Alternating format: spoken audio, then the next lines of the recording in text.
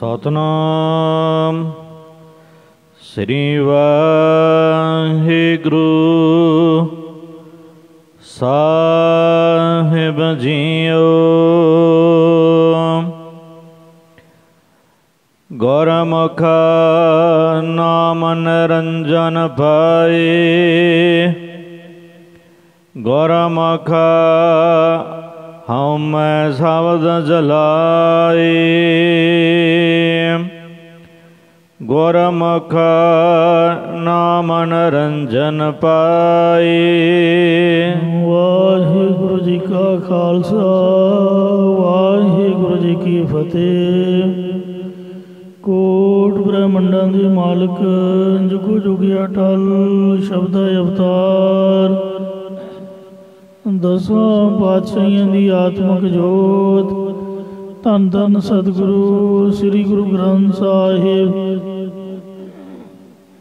सच्चे पातशाह जी महाराज जी दी पवित्र पावन हजूरी दे विच जुड़ मिल बैठी गुरु रूप गुरु खालसा साध संगत जीओ। आओ बड़े प्यार यार सत्कार दे नाल अमृत बाणी हर हर तेरी सुन सुन होवे परमगत मेरी। जलन बुझी शीतल हुए मनुआ सतगुर का दर्शन पाए जियो। सतगुरां दी पवित्र अमृत बाणी की कथा विचार व्याख्या सो सरवण करके लाभ प्राप्त करो जी।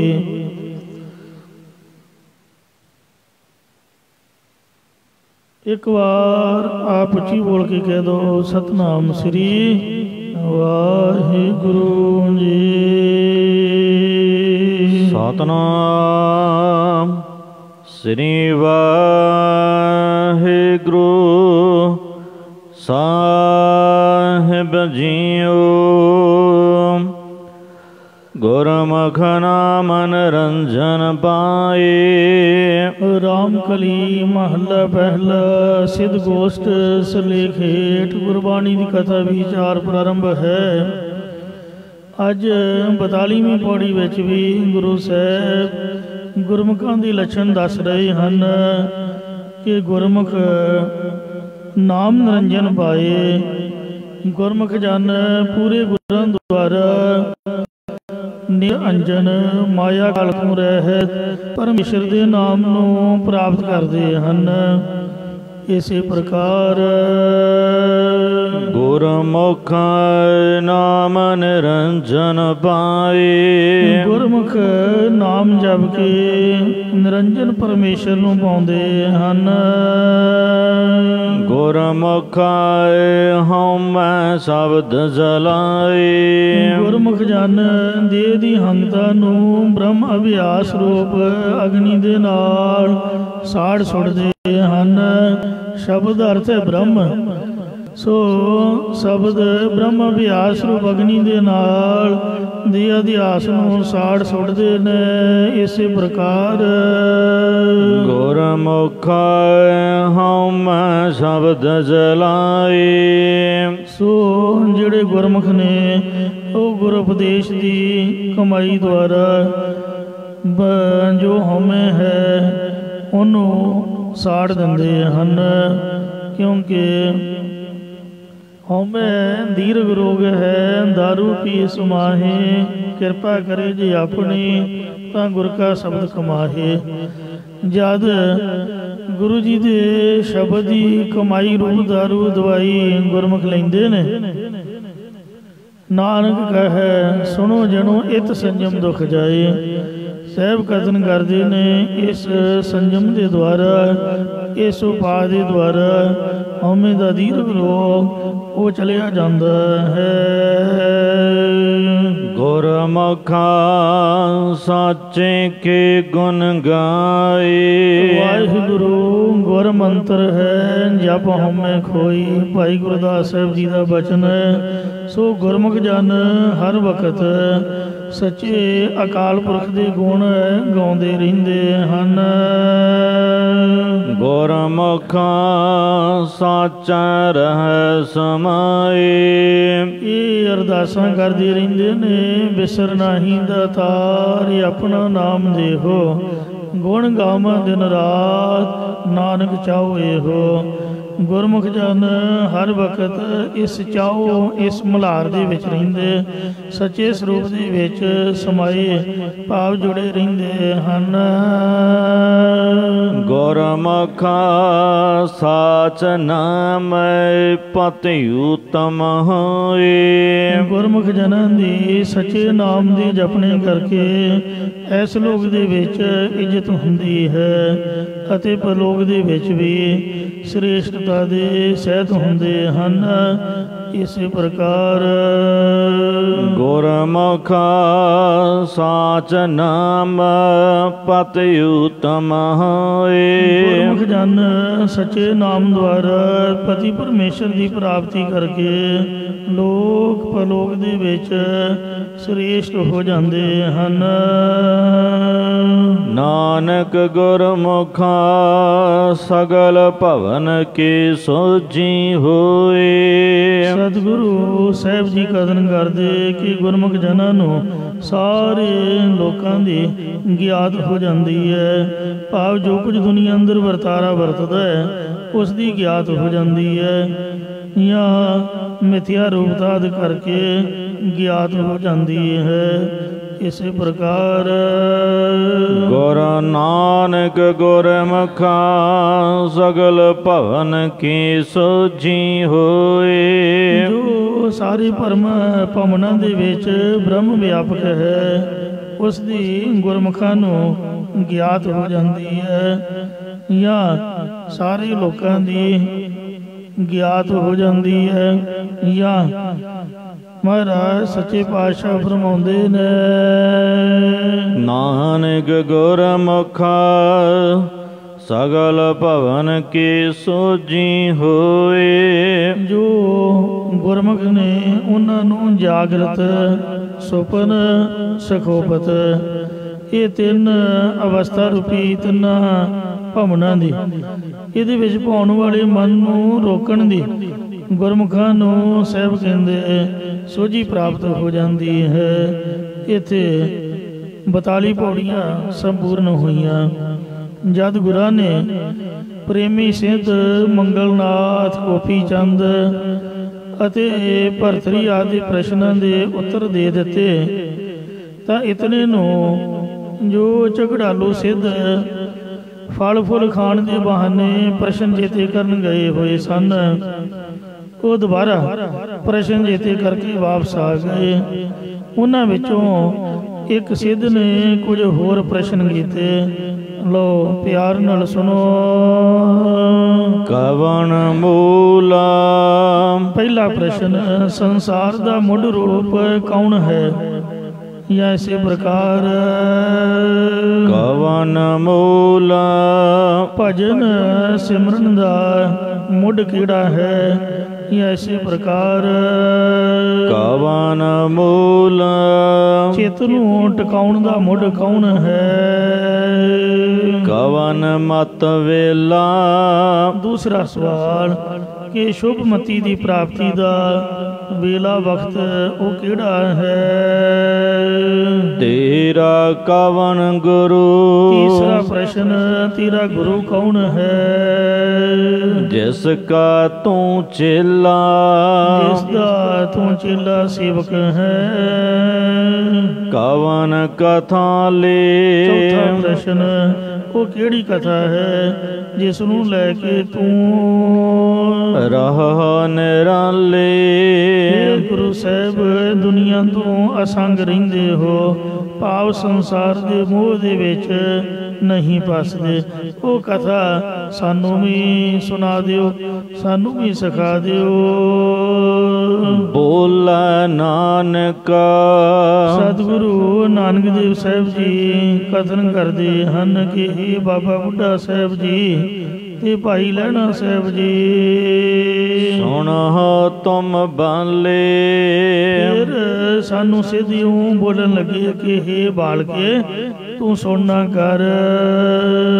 ਇਸ ਕਥਾ ਕਾ ਪੰਜਵਾਂ ਪ੍ਰਸ਼ਨ, ਇਹ ਜੋ ਸਰੂਪ ਦੀ ਪ੍ਰਾਪਤੀ ਵਾਲੀ ਕਥਾ ਹੈ, ਇਸ ਕਥਾ ਦਾ ਦੇ ਵਿਚਾਰ।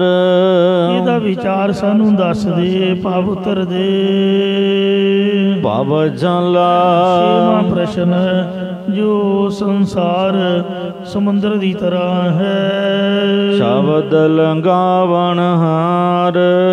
ਇਹਦੇ ਤੋਂ ਸ਼ਬਦ ਕਿਵੇਂ ਪਾਰ ਲੰਘਾਉਣ ਵਾਲਾ ਹੈ। ਇਹ 6 ਸਵਾਲ ਜਦ ਸਿੱਧਾ ਨੇ ਕੀਤੇ ਤਾਂ ਸਤਿਗੁਰੂ ਜੀ ਇਹਨਾਂ ਛੇਆਂ ਦਾ ਵਾਰੀ ਵਾਰੀ ਉੱਤਰ ਦੇਣ ਲੱਗੇ ਹਨ। ਪਵਨ ਆਰੰਭ। ਜੋ ਪਹਿਲਾ ਸਵਾਲ ਸੀ ਕਿ ਇਹ ਜਿਹੜਾ ਸੰਸਾਰ ਹੈ ਇਹਦਾ ਮੁੱਢ ਕੌਣ ਹੈ, ਤਾਂ ਮਹਾਰਾਜ ਕਹਿੰਦੇ ਨੇ ਸੰਸਾਰ ਦਾ ਮੁੱਢ ਸਵਾਸ ਹੀ ਤਾਂ ਹਨ, ਜਾਂ ਸਵਾਸਾਂ ਕਰਕੇ ਸੰਸਾਰ ਦਾ ਆਰੰਭ ਕੀਤਾ ਹੈ। ਜਾਂ ਇਸੇ ਪ੍ਰਕਾਰ ਪਵਨ ਆਰੰਭ। ਪਵਨ ਨਾਮ ਹੈ ਵਾਸ਼ਨਾ ਦਾ, ਹਵਾ ਦਾ। ਵਾਸ਼ਨਾ ਹਵਾ ਕਰਕੇ ਹੀ ਸਾਰੇ ਸੰਸਾਰ ਦੀ ਆਰੰਭਤਾ ਹੋਈ ਹੈ। ਅਰਥਾਤ ਜਦ ਸੰਸਾਰ ਦੇ ਕਰਮ ਫਲ ਦੇਣ ਨੂੰ ਦਰਵੀ ਮੁੱਖ ਹੋ ਜਾਂਦੇ ਨੇ, ਆ ਫਲ ਦੇਣ ਤੋਂ ਹਟ ਜਾਂਦੇ ਨੇ, ਉਸ ਵੇਲੇ ਈਸ਼ਵਰ ਦੇ ਅੰਦਰ ਇੱਛਾ ਹੁੰਦੀ ਹੈ ਕਿ ਸੰਸਾਰ ਦੀ ਪਰਲੋ ਕਰ ਦੇਵਾਂ। ਇਉਂ ਈਸ਼ਵਰ ਸੰਸਾਰ ਦੀ ਪਰਲੋ ਕਰ ਦਿੰਦਾ ਹੈ ਤੇ ਆਪਣੀ ਮਾਇਆ ਰੂਪੀ ਗੁਥਲੀ ਵਿੱਚ ਸਾਰਿਆਂ ਦੇ ਸੰਸਕਾਰਾਂ ਰੂਪੀ ਬੀਜ ਨੂੰ ਪਾ ਲੈਂਦਾ ਹੈ। ਔਰ ਜਦੋਂ ਜੀਵਨ ਦੇ ਕਰਮ ਫਲ ਦੇਣ ਵਾਸਤੇ ਅਭਿਮੁਖ ਸਾਹਮਣੇ ਹੁੰਦੇ ਹਨ, ਉਸ ਵੇਲੇ ਈਸ਼ਵਰ ਨੂੰ ਇੱਛਾ ਫੁਰਦੀ ਹੈ ਕਿ ਇੱਕ ਤੋਂ ਮੈਂ ਬਹੁਤ ਰੂਪ ਹੋਵਾਂ, ਭਾਵ ਜਗਤ ਨੂੰ ਰਚਾਂ। ਤਦੋਂ ਈਸ਼ਵਰ ਮਾਇਆ ਸਬਲ ਹੋ ਕੇ ਸੰਸਾਰ ਨੂੰ ਰਚਨਾ ਕਰਦਾ ਹੈ। ਇਉਂ ਪਵਨ ਦਾ ਭਾਵ ਹੈ ਫੁਰਨੇ ਕਰਕੇ।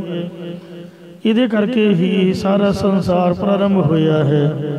ਏਕੰ ਬਹੁ ਸਿਆਮਾ ਪ੍ਰਜਾ ਜਾਇਤੇ, ਇੱਕ ਓੰਕਾਰ। ਪ੍ਰਥਮ ਓੰਕਾਰ ਤਿਨ ਕਹਾ, ਸੋ ਧੁਨ ਪੂਰ ਜਗਤ ਮੋ ਰਹਿ। ਜਾਂ ਸਵਾਸਾਂ ਨਾਲ ਹੀ ਭਜਨ ਸਿਮਰਨ ਕਰਨਾ ਆਰੰਭ ਕਰੀਦਾ ਹੈ। ਜਾਂ ਚਿੱਤ ਨੂੰ ਟਿਕਾਉਣ ਲਈ ਸਵਾਸ ਹੀ ਮੁੱਢ ਨੇ, ਕਿਉਂਕਿ ਪਹਿਲਾਂ ਸਵਾਸਾਂ ਨਾਲ ਨਾਮ ਜਪ ਕੇ ਹੀ ਚਿੱਤ ਦੀ ਇਕਾਗਰਤਾ ਹੁੰਦੀ ਹੈ। ਸਤਿਗੁਰ ਮਤ ਵੇਲਾ। ਦੂਜਾ ਪ੍ਰਸ਼ਨ ਸੀਗਾ ਕਿ ਸ਼ੁਭ ਮਤੀ ਦੀ ਪ੍ਰਾਪਤੀ ਦਾ ਵੇਲਾ ਵਕਤ ਕਿਹੜਾ ਹੈ, ਤਾਂ ਮਹਾਰਾਜ ਕਹਿੰਦੇ ਨੇ ਸਤਿਗੁਰ ਮਤ ਵੇਲਾ। ਸਤਿਗੁਰੂ ਸਾਹਿਬ ਜੀ ਦੀ ਸ਼ਰਨ ਵਿੱਚ ਆਉਣਾ ਹੀ ਸ਼ੁਭ ਮਤੀ ਆਉਣ ਦਾ ਵੇਲਾ ਹੈ, ਵਕਤ ਹੈ। ਜਾਂ ਆਤਮ ਸ਼ਰਣੀ ਮਤ ਦੀ ਪ੍ਰਾਪਤੀ ਦਾ ਇਹੀ ਵੇਲਾ ਹੈ ਜਿਹੜਾ ਸਤਿਗੁਰੂ ਜੀ ਦੀ ਸ਼ਰਨ ਵਿੱਚ ਆਉਣਾ ਹੈ। ਇਸੇ ਪ੍ਰਕਾਰ ਸਤਿਗੁਰ ਮਤ ਵੇਲਾ। ਸਤਿਗੁਰਾਂ ਦੇ ਉਪਦੇਸ਼ ਦੁਆਰਾ ਹੀ ਪਰਮੇਸ਼ਰ ਦੀ ਪ੍ਰਾਪਤੀ ਵਾਲੀ ਸ਼ੁਭ ਮਤੀ ਲੈਣ ਦਾ ਵੇਲਾ ਸ੍ਰੇਸ਼ਟ ਹੈ। ਸ਼ਬਦ ਗੁਰੂ ਸੁਰਤ ਧੁਨ ਚੇਲਾ। ਤੀਸਰਾ ਪ੍ਰਸ਼ਨ ਸੀਗਾ ਕਮਨ ਗੁਰੂ ਜਿਸ ਕਾ ਤੂੰ ਚੇਲਾ। ਤੇਰਾ ਗੁਰੂ ਕੌਣ ਹੈ ਜਿਸ ਦਾ ਤੂੰ ਚੇਲਾ ਹੈ? ਤਾਂ ਪਾਤਸ਼ਾਹ ਕਹਿੰਦੇ ਸ਼ਬਦ ਨਾਮ ਹੈ ਬ੍ਰਹਮ ਦਾ, ਬ੍ਰਹਮ ਨਾਮ ਹੈ ਅਕਾਲ ਪੁਰਖ ਦਾ। ਸਾਡਾ ਅਕਾਲ ਪੁਰਖ ਹੀ ਗੁਰੂ ਹੈ। ਅਪਰੰਪਰ ਪਾਰ ਬ੍ਰਹਮ ਪਰਮੇਸ਼ਰ, ਨਾਨਕ ਗੁਰ ਮਿਲਿਆ ਸੋਈ ਜੀਓ। ਤੇ ਸੁਰਤ ਧੁਨ ਚੇਲਾ, ਜਿਹੜਾ ਸੁਰਤ ਚਿੱਤ ਦੇ ਵਿੱਚ ਪ੍ਰਭੂ ਨਾਮ ਦਾ ਉਚਾਰਨ ਹੈ, ਇਹੀ ਚੇਲਾ ਬਣਾਇਆ ਹੋਇਆ ਹੈ। ਜਿਹੜੀ ਸੁਰਤੀ ਬਿਰਤੀ ਵਾਹਿਗੁਰੂ ਵਾਹਿਗੁਰੂ ਕਰਦਿਆਂ ਇਕਾਗਰ ਕੀਤੀ ਹੋਈ ਹੈ, ਇਹੀ ਚੇਲਾ ਹੈ। इसी प्रकार शब्द गुरु एक ओंकार सतनाम वाहिगुरु ही साडा गुरु है। सुरत धुन चेला ਜਿਹੜਾ ਸੁਰਤ ਚਿੱਤ ਨੂੰ ਪ੍ਰੇਮ ਦੇ ਨਾਲ ਬਾਣੀ ਸੁਣਨਾ ਤੇ ਉਚਾਰਨ ਵਿੱਚ ਜੋੜਨਾ ਹੈ, ਇਹੀ ਆਪਾਂ ਨੇ ਚੇਲਾ ਬਣਾਇਆ ਹੈ, ਇਹੀ ਚੇਲਾ। ਇਸੇ ਪ੍ਰਕਾਰ शब्द गुरु ਸ਼ਬਦ ਗੁਰੂ ਹੈ। ਸ਼ਬਦ ਕਿਹੜਾ ਹੈ? ਵਾਹਿਗੁਰੂ ਵਾਹਿਗੁਰੂ ਵਾਹਿਗੁਰੂ ਵਾਹਿਗੁਰੂ। ਇਹ ਵਾਹਿਗੁਰੂ ਗੁਰ ਮੰਤਰ ਹੈ, ਜਪ ਹਉਮੈ ਕੋਈ। ਵਾਹਿਗੁਰੂ ਸ਼ਬਦ ਇਹ ਸਾਡਾ ਗੁਰੂ ਹੈ। ਜਾਂ ਗੁਰੂ ਅਕਾਲ ਪੁਰਖ ਨੇ ਸਾਨੂੰ ਸ਼ਬਦ ਕਿਹੜਾ ਦਿੱਤਾ? ਇੱਕ ਓੰਕਾਰ ਸਤਿਨਾਮ ਕਰਤਾ ਪੁਰਖ ਨਿਰਭਉ ਨਿਰਵੈਰ ਅਕਾਲ ਮੂਰਤ ਅਜੂਨੀ ਸੈਭੰ ਗੁਰ ਪ੍ਰਸਾਦ। ਇਥੋਂ ਤੱਕ ਸ਼ਬਦ ਦਿੱਤਾ, ਮਹਾਮੰਤਰ। ਫਿਰ ਬਾਬੇ ਨਾਨਕ ਨੂੰ ਆਖਿਆ ਕਿ ਤੂੰ ਸਾਡੀ ਉਸਤਤੀ ਕਰ। ਤਾਂ ਬਾਬੇ ਨਾਨਕ ਨੇ ਜਪ ਉਚਾਰਿਆ, ਜਪ ਆਦ ਸਚ ਜੁਗਾਦ ਸਚ ਹੈ ਭੀ ਸਚ ਨਾਨਕ ਹੋਸੀ ਭੀ ਸਚ। इथे कल आके मूल मंत्र बनाया और हुक्म किया आपके सिखा नूं ये जद भी जाप करना ते एक तक नानक होसी भी सच तक करना है। तो गुरप्रसाद तक भी बेअंत फल है, जिन्ना करोगे उन्ना ही फल है। नानक होसी भी सच तक वध हो जाता, उहदा वध फल है। ਤੇ ਜੇ ਪੂਰਾ ਜਪਜੀ ਸਾਹਿਬ ਹੀ ਪੜ੍ਹੀ ਜਾਏ ਉਹਦਾ ਹੋਰ ਵੀ ਵੱਧ ਫਲ ਹੈ ਸਾਰੀ ਗੁਰਬਾਣੀਆਂ ਹੀ। ਇਸ ਲਈ ਲੜਾਈ ਝਗੜੇ ਵਿੱਚ ਨਹੀਂ ਪੈਣਾ ਚਾਹੀਦਾ। ਮੈਨੂੰ ਤਾਂ ਜਿਹੜਾ ਆਖੇ ਕਿ ਮੂਲ ਮੰਤਰ ਗੁਰਪ੍ਰਸਾਦ ਤੱਕ ਹੈ, ਉਹਨੂੰ ਹੱਥ ਜੋੜ ਕੇ ਮੱਥਾ ਟੇਕੀਦਾ ਵੀ ਧੰਨ ਹੈ ਤੂੰ, ਗੁਰਪ੍ਰਸਾਦ ਤੱਕ ਹੀ ਜਪੀ ਜਾ ਭਾਈ। ਹਾਂ, ਮੂਲ ਮੰਤਰ ਤਾਂ ਗੁਰਪ੍ਰਸਾਦ ਤੱਕ ਹੀ ਹੈ। ਫਿਰ ਤੁਸੀਂ ਟਕਸਾਲੀ ਸੰਪਰਦਾ ਵਾਲੇ ਸਿੰਘ ਨਾਨਕ ਹੋਸੀ ਵੀ ਸੱਚ ਦਾ ਕਿਉਂ ਪੜ੍ਹਦੇ ਹੋ? ਕਿਉਂਕਿ ਸਾਡੇ ਗੁਰੂ ਸ੍ਰੀ ਗੁਰੂ ਨਾਨਕ ਦੇਵ ਜੀ ਨੇ, ਉਹਨਾਂ ਨੇ ਸਾਨੂੰ ਹੁਕਮ ਕੀਤਾ ਜੇ ਤੁਸੀਂ ਕਹੋ ਵੀ ਆਪਾਂ ਗੁਰੂ ਨਾਨਕ ਸਾਹਿਬ ਨੂੰ ਕਦ ਮਿਲੇ ਆ, ਤਾਂ ਗੁਰੂ ਘਰ ਦੀ ਮਰਿਆਦਾ ਮੁਤਾਬਕ ਸਿੱਖ ਪੰਜਨ ਮੈਂ ਮੀਰੋ ਵਸ, ਪੰਜ ਪਿਆਰੇ ਗੁਰੂ ਸਿੱਖ ਗੁਰੂ ਹੈ, ਉਹੀ ਸਾਨੂੰ ਗੁਰੂ ਰੂਪ ਹੋ ਕੇ ਮਿਲੇ ਨੇ। ਤੇ ਪੰਜਾਂ ਪਿਆਰੀਆਂ ਕੋਲੋਂ ਜਦ ਆਪਾਂ ਅੰਮ੍ਰਿਤ ਪਾਨ ਕੀਤਾ ਹੈ, ਉਹਨਾਂ ਇਹ ਆਗਿਆ ਕੀਤੀ ਹੈ ਕਿ ਜਦ ਜਾਪ ਕਰਨਾ ਹੈ ਨਾਨਕ ਹੋਸੀ ਵੀ ਸੱਚ ਤਾਂ ਕਰਨਾ। ਇਸ ਲਈ ਝਗੜਾ ਕਾਹਦਾ ਭਾਈ? ਤੋ ਜਿੱਥੋਂ ਤੱਕ ਮਰਜੀ ਭਾਵੇਂ ਇਕੱਲਾ ਇੱਕ ਓੰਕਾਰ ਹੀ ਕਰੀ ਜਾਓ, ਗੱਲ ਤਾਂ ਸੁਰਤੀ ਜੋੜਨ ਦੀ ਹੈ, ਉਹੀ ਮੱਥੇ ਚਮਕਣ ਲੱਗ ਪਊਗਾ। ਭਾਵੇਂ ਗੁਰਪ੍ਰਸਾਦ ਤੱਕ ਕਰੀ ਜਾਓ ਤੇ ਭਾਵੇਂ ਨਾਨਕ ਹੋਸੀ ਵੀ ਸੱਚ ਤੱਕ, ਇਹ ਨਾਲੇ ਭਾਵੇਂ ਸਤਿਨਾਮ ਵਾਹਿਗੁਰੂ ਵੀ ਜੋੜੀ ਜਾਓ। ਸੋ ਇਸ ਤਰ੍ਹਾਂ ਗੱਲ ਤਾਂ ਸੁਰਤੀ ਦੀ, ਬਿਰਤੀ ਦੀ, ਇਕਾਗਰਤਾ ਦੀ ਹੈ। ਜੋ ਇਹ ਮਹਾਰਾਜ ਦਾ ਸ਼ਬਦ ਉਚਾਰਨ ਕਰਨਾ ਹੈ, ਇਹ ਉਤਾਰਨ ਦੇ ਵਿੱਚ ਜਿਹੜੀ ਧੁਨੀ ਦੇ ਵਿੱਚ, ਆਵਾਜ਼ ਦੇ ਵਿੱਚ ਸਾਧ ਸੰਗਤ ਜੀਓ ਸੁਰਤੀ ਨੂੰ ਜੋੜਨਾ ਹੈ, ਇਹੀ ਚੇਲਾ ਹੈ। ਜਾਂ ਇਸੇ ਪ੍ਰਕਾਰ ਸ਼ਬਦ ਗੁਰੂ ਸੁਰਤ ਧੁਨ ਚੇਲਾ। ਸ਼ਬਦ ਗੁਰੂ ਹੈ। ਜਿੰਨੀ ਵੀ ਇੱਕ ਓੰਕਾਰ ਤੋਂ ਲੈ ਕੇ 18 10 20 ਤੱਕ ਸਮੁੱਚੀ ਗੁਰਬਾਣੀ ਹੈ, ਇਹ ਗੁਰੂ ਰੂਪ ਹੈ। ਬਾਣੀ ਗੁਰੂ ਹੈ ਬਾਣੀ, ਵਿੱਚ ਬਾਣੀ ਅੰਮ੍ਰਿਤ ਸਾਰੇ। ਗੁਰਬਾਣੀ ਕਹੈ ਸੇਵਕ ਜਨ ਮੰਨ, ਪ੍ਰਤੱਖ ਗੁਰੂ ਨਿਸਤਾਰੇ। ਇਹ ਸ਼ਬਦ ਸਾਡਾ ਗੁਰੂ ਹੈ। ਕਈ ਜਿੱਦ ਕਰਦੇ ਨੇ ਕਿ ਸ਼ਬਦ ਕਿਵੇਂ ਗੁਰੂ ਹੈ। ਜਿਹੜਾ ਸ਼ਬਦ ਹੈ ਉਹ ਸੁਣਾਉਣ ਵਾਲਾ ਗੁਰੂ ਹੈ, ਜਿਹੜਾ ਸ਼ਬਦ ਨੂੰ ਸੁਣਾਉਂਦਾ ਹੈ। ਮਤਲਬ ਦੇਹ ਨੂੰ ਗੁਰੂ ਮੰਨਦੇ ਨੇ, ਪਰ ਸਾਹਿਬਾਂ ਨੇ ਆਪਦੇ ਸਰੀਰ ਦੇ ਹੁੰਦਿਆਂ ਵੀ ਕਦੀ ਆਪਣੇ ਆਪ ਨੂੰ ਜਣਾਇਆ ਨਹੀਂ ਸੀਗਾ। ਆਪਦੇ ਮੁਖਾਰਬਿੰਦ ਤੋਂ ਕਦੀ ਵੀ ਗੁਰੂ ਸਾਹਿਬਾਂ ਨੇ ਆਪਣੇ ਆਪ ਨੂੰ ਗੁਰੂ ਨਹੀਂ ਅਖਵਾਇਆ। ਪਹਿਲੇ ਗੁਰੂ ਸਾਹਿਬਾਂ ਨੂੰ ਗੁਰੂ ਕਹਿੰਦੇ ਰਹੇ, ਤੋ ਦੇਹ ਨੂੰ ਸ਼ੁਰੂ ਤੋਂ ਹੀ ਮਹਾਰਾਜ ਨੇ ਨਹੀਂ ਮੰਨਿਆ। ਸ੍ਰੀ ਗੁਰੂ ਨਾਨਕ ਦੇਵ ਜੀ ਨੇ ਵੀ ਪਵਨ ਗੁਰੂ ਆਖਿਆ ਹੈ। ਪਵਨ ਮੀਨਿੰਗ ਜਦ ਆਪਾਂ ਬੋਲਦੇ ਹਾਂ, ਸ਼ਬਦ ਨਾਮ ਹੈ ਸਾਊਂਡ ਦਾ। ਉਹ ਆਵਾਜ਼ ਹਵਾ ਦੇ ਮਾਧਿਅਮ ਰਾਹੀਂ ਕੰਨਾਂ ਤੱਕ ਪਹੁੰਚਦੀ ਹੈ। ਜੇ ਹਵਾ ਨਾ ਹੋਵੇ ਤਾਂ ਜਿਹੜਾ ਸ਼ਬਦ ਹੈ, ਜਿਹੜੀ ਧੁਨੀ ਹੈ, ਜਿਹੜੀ ਆਵਾਜ਼ ਹੈ, ਜਿਹੜੀ ਸਾਊਂਡ ਹੈ, ਉਹ ਸਾਡੇ ਕੰਨਾਂ ਨੂੰ ਸੁਣਾਈ ਨਹੀਂ ਦੇ ਸਕਦੀ। ਜੋ ਵੀ ਸੈਟੇਲਾਈਟ, ਮੋਬਾਈਲ ਫੋਨ, ਜੋ ਵੀ ਕੁਝ ਚੱਲ ਰਿਹਾ, ਇਹ ਸਭ ਹਵਾ ਦੇ ਮਾਧਿਅਮ ਦੇ ਰਾਹੀਂ ਜਿਹੜੀਆਂ ਵੇਵਸ ਨੇ ਇੱਕ ਜਗ੍ਹਾ ਤੋਂ ਦੂਜੀ ਜਗ੍ਹਾ ਪਹੁੰਚਦੀਆਂ ਹਨ। ਜਦ ਜ਼ਿਆਦਾ ਹਨੇਰੀ ਚੱਲ ਰਹੀ ਹੁੰਦੀ ਹੈ ਤਾਂ ਕਈ ਵਾਰ ਗੁਰਦੁਆਰਿਆਂ ਦੇ ਸਪੀਕਰਾਂ ਦੀ ਆਵਾਜ਼ ਇੱਕਦਮ ਜ਼ਿਆਦਾ ਆਉਂਦੀ ਹੈ, ਕਈ ਵਾਰ ਫਿਰ ਘਟ ਜਾਂਦੀ ਹੈ। ਉਹਦਾ ਭਾਵ ਇਹੀ ਹੈ ਕਿ ਜਦ ਹਵਾ ਤੇਜ਼ ਵਗਦੀ ਹੈ ਉਹ ਛੇਤੀ ਸਾਊਂਡ ਨੂੰ ਲੈ ਆਉਂਦੀ ਹੈ, ਤੇ ਜਦ ਘਟ ਜਾਂਦੀ ਹੈ ਤੇ ਉਹ ਥੋੜਾ ਫਰਕ ਪੈ ਜਾਂਦਾ। ਇਉਂ ਸੋ ਗੁਰੂ ਮਹਾਰਾਜ ਨੇ ਸ਼ਬਦ ਨੂੰ ਗੁਰੂ ਆਖਿਆ ਹੈ। ਬੰਦਾ ਗੁਰੂ ਗੁਰੂ ਹੈ, ਬੰਦਾ ਵਿੱਚ ਬੰਦਾ ਅੰਮ੍ਰਿਤ ਸਾਰੇ। ਕਦੇ ਦੇਹ ਬਾਰੇ ਨਹੀਂ ਆਇਆ, ਸ਼ਬਦ ਬਾਰੇ, ਬਾਣੀ ਬਾਰੇ ਹੀ ਆਇਆ।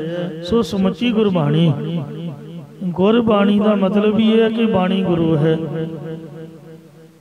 ਸੋ ਇਸ ਵਾਸਤੇ ਗੁਰਬਾਣੀ ਦੇ ਲੜ ਸਾਨੂੰ ਲੱਗਣਾ ਚਾਹੀਦਾ ਹੈ। ਪੰਜ ਪਿਆਰੇ ਸ਼ਬਦ ਸਰਵਣ ਕਰਾਉਂਦੇ ਨੇ। ਜੇ ਬਹੁਤਾ ਕੋਈ ਖਹਿੜਾ ਕਰੇ ਕਿ ਦੇਹ ਗੁਰੂ ਹੈ ਤੇ ਦੇਹ ਨੂੰ ਗੁਰੂ ਧਾਰਨਾ ਚਾਹੀਦਾ, ਤੇ ਆਪਾਂ ਦੇਹ ਧਾਰੀ ਨੂੰ ਹੀ ਤਾਂ ਮੰਨਦੇ ਹਾਂ। ਪੰਜ ਪਿਆਰੇ ਦੇਹ ਧਾਰੀ ਗੁਰੂ ਹੀ ਹਨ ਉਹਨਾਂ ਚਿਰ ਲਈ ਜਿੰਨਾ ਚਿਰ ਕਿ ਉਹ ਅਮਰ ਸੰਚਾਰ ਦੀ ਸੇਵਾ ਵਿੱਚ ਹਨ। ਦੇਹ ਧਾਰੀ ਗੁਰੂ ਨੂੰ ਹੀ ਤਾਂ ਆਪਾਂ ਧਾਰਿਆ, ਉਹਨਾਂ ਹੀ ਨਹੀਂ ਤਾਂ ਸ਼ਬਦ ਸੁਣਾਇਆ ਹੈ। ਉਹ ਬਾਅਦ ਵਿੱਚ ਗੁਰੂ ਦੀ ਮਰਿਆਦਾ ਹੈ ਕਿ ਗ੍ਰੰਥੀ ਸਿੰਘ ਅਬਲ ਤੇ ਪਹਿਲਾਂ ਆਪ ਪੜ੍ਹੇ, ਨਹੀਂ ਤਾਂ ਗ੍ਰੰਥੀ ਦੀ ਡਿਊਟੀ ਹੁੰਦੀ ਹੈ। ਗੁਰੂ ਘਰ ਦੇ ਵਿੱਚ ਸੇਵਾਦਾਰ, ਉਹਨਾਂ ਦਾ ਇਹੀ ਕੰਮ ਹੈ ਕਿ ਉੱਚੀ ਬੋਲੀ ਜਾਓ, ਸੰਗਤ ਆ ਕੇ ਸੁਣ। ਤੇ ਗੁਰੂ ਮਹਾਰਾਜ ਸੱਚੇ ਪਾਤਸ਼ਾਹ ਖੁਦ ਆਪ ਹੀ ਕਿਰਪਾ ਕਰ ਰਹੇ ਨੇ। ਜਿਉਂ ਬੁਲਾਵੇ ਹੈ ਤਿਉਂ ਬੋਲੇ ਹੈ ਸੁਆਮੀ।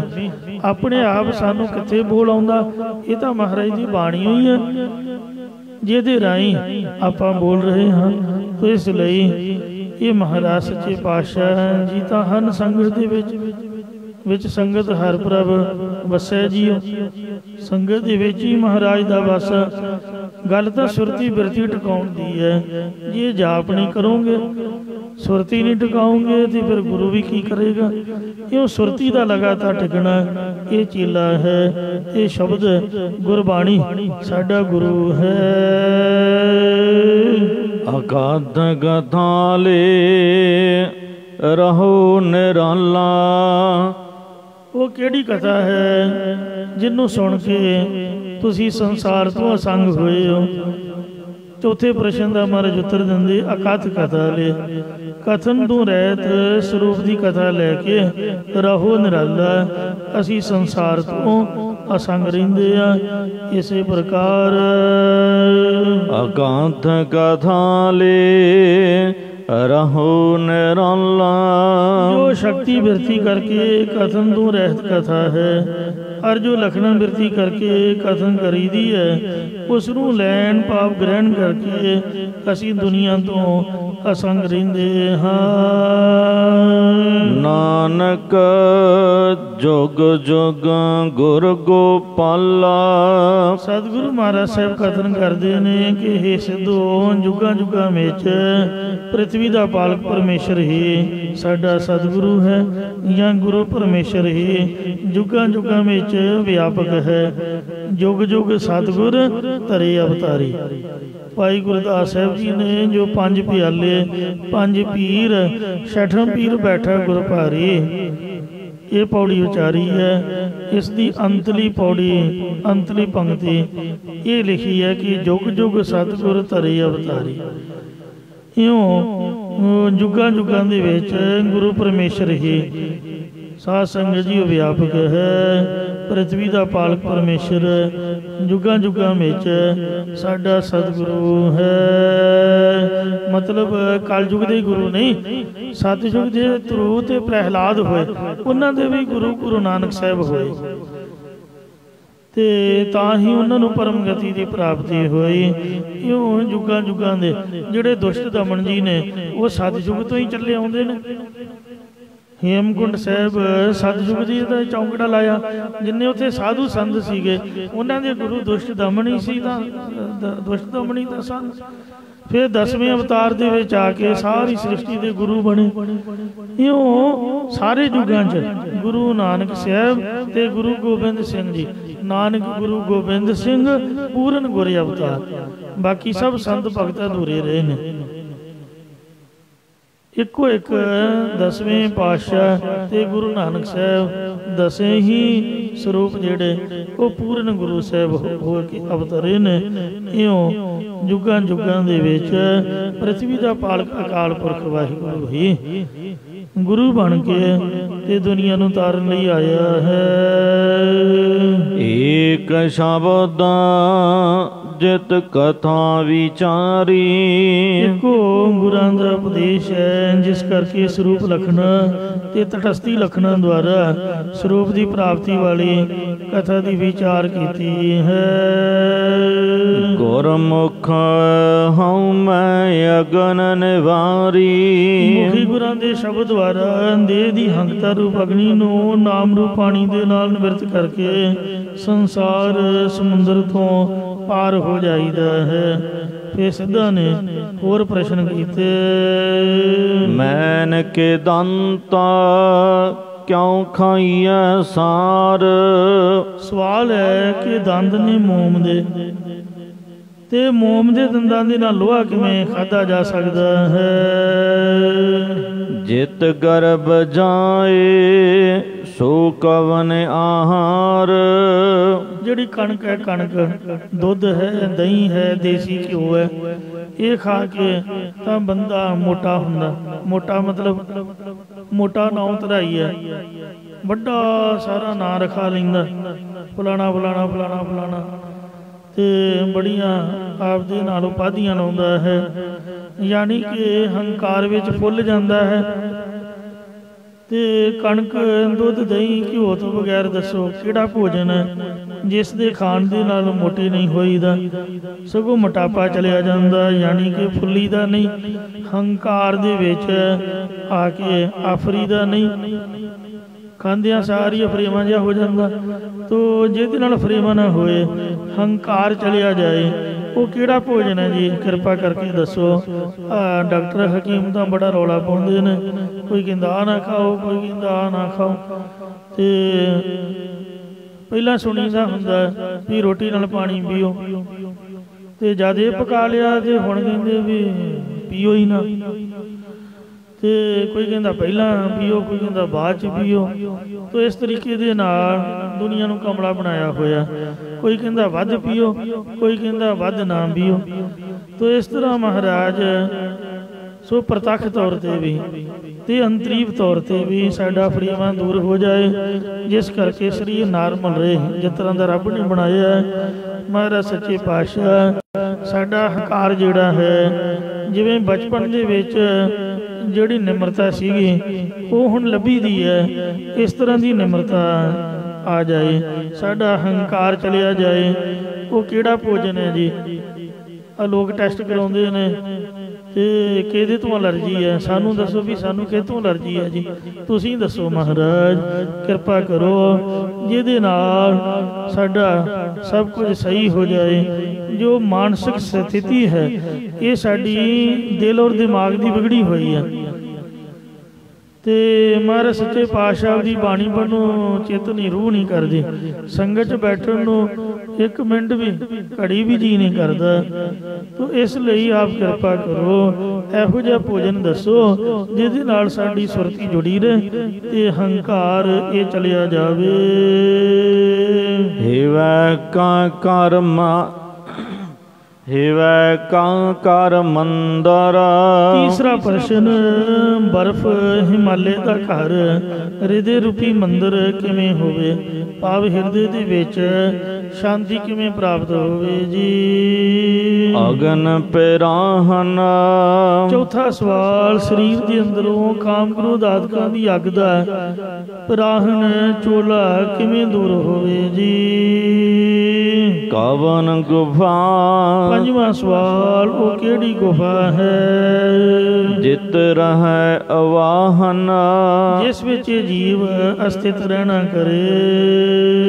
ਇਤ ਉਤਾ ਕਿਸ ਕਉ ਜਾਣ ਸਮਾਵੈ। ਛੇਵਾਂ ਪ੍ਰਸ਼ਨ, ਇਸ ਲੋਕ ਤੇ ਉਸ ਪਰਲੋਕ ਦੇ ਵਿੱਚ ਕਿਸ ਨੂੰ ਸਮਾਇਆ ਹੋਇਆ ਜਾਣਨਾ ਕਰੇ। ਕਵਨ ਧਿਆਨ। ਸੱਤਵਾਂ ਪ੍ਰਸ਼ਨ, ਅਸਲੀ ਧਿਆਨ ਕਿਹੜਾ ਹੈ?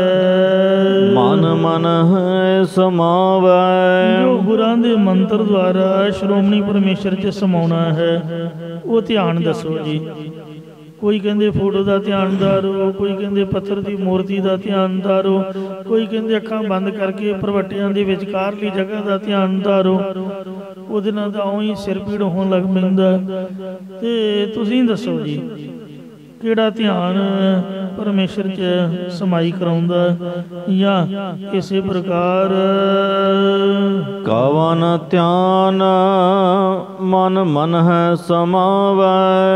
ਕਿਹੜਾ ਧਿਆਨ ਹੈ ਜੋ ਅਸ਼ੁੱਧ ਮਨ ਨੂੰ ਸ਼ੁੱਧ ਮਨ ਵਿੱਚ ਲੀਨ ਕਰਨ ਨੂੰ ਸਮਾਉਣਾ, ਜਾਂ ਜੋ ਮਨ ਵਿੱਚ ਨਾਮ ਦਾ ਮੰਨਣ ਕਰਕੇ ਬ੍ਰਹਮ 'ਚ ਲੀਨ ਕਰਨਾ, ਇਹੀ ਅਸਲ ਧਿਆਨ ਹੈ। ਹਉ ਹਉ ਮੈਂ ਵਿੱਚ ਖੋਵੈ। ਸਾਧ ਸੰਗਤ ਜੀਓ, ਸਤਵੇਂ ਸਵਾਲ ਦੀ ਅੱਧੀ ਪੰਕਤੀ ਤਾਂ ਸਵਾਲ ਹੈ, ਅੱਧੀ ਪੰਕਤੀ ਉੱਤਰ ਹੈ। ਪਹਿਲਾ ਸਵਾਲ ਸੀਗਾ ਵੀ ਸ਼੍ਰੋਮਣੀ ਪਰਮੇਸ਼ਰ 'ਚ ਕਿਹੜੇ ਧਿਆਨ ਨਾਲ ਸਮਾਈਦਾ, ਉਹ ਕਿਹੜਾ ਧਿਆਨ ਹੈ? ਮਹਾਰਾਜ ਕਹਿੰਦੇ ਨੇ ਕਿ ਜੋ ਮਨ ਵਿੱਚ ਨਾਮ ਦਾ ਮੰਨਣ ਕਰਨਾ ਹੈ। ਮਨ ਮੈਂ ਆਪ, ਮਨ ਆਪਣੇ ਮਾਹੀ, ਮਨ ਮਨੇ ਸਮਾਗਮ। ਮਨ 'ਚ ਨਾਮ ਦਾ ਮੰਨਣ ਕਰਕੇ ਬ੍ਰਹਮ 'ਚ ਲੀਨ ਕਰਨਾ, ਇਹੀ ਅਸਲੀ ਧਿਆਨ ਹੈ। ਤੇ ਪੰਜਵਾਂ ਸਵਾਲ, ਕਮਨ ਗੁਫਾ ਜਿਤ ਰਹਿ ਅਵਾਹਨ। ਉਹ ਗੁਫਾ ਕਿਹੜੀ ਹੈ ਜਿਸ ਵਿੱਚ ਜੀਵ ਸਥਿਤ ਰਹੇ? ਤਾਂ ਮਹਾਰਾਜ ਕਹਿੰਦੇ ਹਉ ਹਉ ਮੈਂ ਵਿੱਚੋਂ ਖੋਵੈ। ਦੇਹ ਦੀ ਹੰਤਾ ਕਿ ਮੇਰੇ ਵਿੱਚ ਬੜਾ ਬਲ ਹੈ। ਗੁਣਾਂ ਦੀ ਹੰਤਾ, ਮੇਰੇ ਵਿੱਚ ਵਿਦਿਆ ਦਾ ਗੁਣ ਹੈ ਜਾਂ ਸੂਰਮਤਾਈ ਦਾ ਗੁਣ ਹੈ। ਇਸ ਤਰ੍ਹਾਂ ਆਪ ਦੇ ਗੁਣਾਂ ਦੀ ਹੰਤਾ ਤੇ ਪਦਾਰਥਾਂ ਦੀ ਮਮਤਾ, ਜਾਂ ਸੂਖਮ ਸਰੀਰ ਦੀ ਹੰਤਾ ਮਮਤਾ, ਜਾਂ ਹਉ ਹਉ ਮੈਂ ਦੀ ਬਿਰਤੀ ਨੂੰ ਅੰਤੇ ਕਰਨ ਦੇ ਅੰਦਰੋਂ ਦੂਰ ਕਰਨਾ ਕਰੇ। ਅਤੇ ਦੂਜਾ ਮੇਟਾ ਏਕੋ ਹੋਵੈ। ਦੁਵੈਤ ਭਾਵ ਨੂੰ ਮੇਟੇ ਨਿਵਰਤ ਕਰਕੇ ਇੱਕੋ ਅਕਾਲ ਪੁਰਖ ਦੀ ਜੋਤ ਵਿੱਚ ਲੀਨ ਹੋ ਜਾਵੇ। ਤਦ ਜੀਵ ਏਕਤਾ ਰੂਪ ਗੁਫਾ ਦੇ ਵਿੱਚ ਸਥਿਤ ਰਹਿੰਦਾ ਹੈ। ਏਕੋ ਜਪ ਏਕੋ ਸਾਲਾਹੇ। ਇਉਂ ਇੱਕੋ ਦਾ ਜਾਪ ਜਪਣਾ, ਇੱਕੋ ਦੀ ਸਲੋਤਾ ਕਰਨੀ, ਇਹ ਤਾਂ ਹੋ ਸਕਦੀ ਹੈ। ਜੰਗ ਕਰੜਾ ਮਨ ਮੁਖ ਗਾਵਾਰ। ਪਹਿਲਾ ਸਵਾਲ ਸੀਗਾ ਮੈਣ ਦੇ ਦੰਦ ਕਿਉਂ ਖਾਈਏ ਸਾਰ? ਮੋਮ ਦੇ ਦੰਦਾਂ ਨਾਲ ਲੋਹਾ ਕਿਵੇਂ ਖਾਈਏ? ਤਾਂ ਮਹਾਰਾਜ ਕਹਿੰਦੇ ਨੇ ਜਿਹੜਾ ਜਗਤ ਹੈ ਇਹ ਲੋਹੇ ਦੀ ਤਰ੍ਹਾਂ ਹੈ। ਜਗ ਕਰੜਾ, ਸੰਸਾਰ ਲੋਹੇ ਦੀ ਤਰ੍ਹਾਂ ਬੜਾ ਕਰੜਾ, ਬੜਾ ਸਖਤ ਹੈ। ਮਨਮੁਖਾਵਾਰ, ਇਹ ਮਨਮੁਖ ਜੀਵ ਉਸ ਵਿੱਚ ਲੱਗ ਕੇ ਬੇਸਮਝ ਹੋ ਰਿਹਾ ਹੈ। ਸ਼ਬਦ ਕਮਾਈਆ ਖਾਈਆ ਸਾਰ। ਗੁਰ ਉਪਦੇਸ਼ ਨੂੰ ਕਮਾਉਣਾ ਹੀ ਮੋਮ ਦੇ ਦੰਦ ਵਾਂਗ ਨਰਮ ਸਾਧਨ ਨੇ। ਇਹਨਾਂ ਨਾਲ ਸੰਸਾਰ ਰੂਪ ਲੋਹੇ ਨੂੰ ਖਾਣਾ ਕਰੀਦਾ। अर्थात संसार का जिहड़ा मोह है, कहंदे ने मोह बड़े परिवार की संगत, जिन्ना तुसीं बच्चियां च रहोगे उन्ना ही परिवार नाल मोह वधेगा, जिन्ना गुरुद्वारे रहोगे उन्ना रब नाल मोह पाएगा।